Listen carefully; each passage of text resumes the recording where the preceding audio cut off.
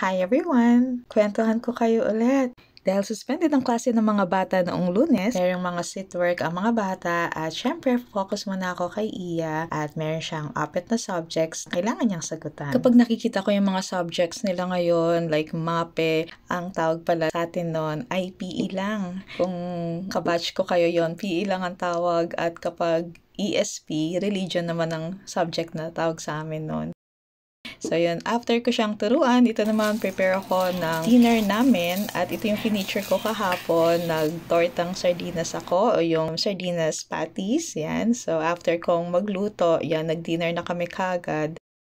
Pagkatapos upload ng reels at ito naman next ay yung sampay. Nakapaglaba ako nung hapon. Washing machine naman sa mabilis lang. Kagandahan dito sa amin, kahit sa loob lang pwede kang magsampay kasi yung init ng aircon tagos hanggang dun sa may wall. So mabilis tuyo kagad ng mga damit. Share ko na rin yung pin-repair ni Vel na snacks. Ito yung garlic cheese bread. Napaka-simple lang ng kanyang mga ingredients pero sobrang sarap siya.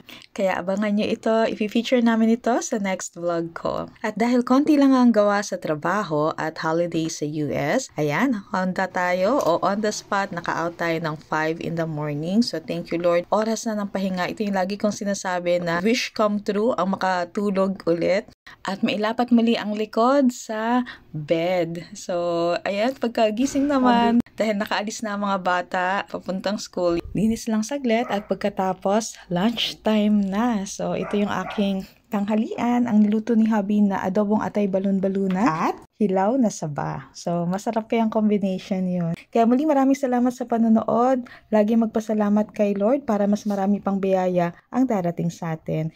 God bless!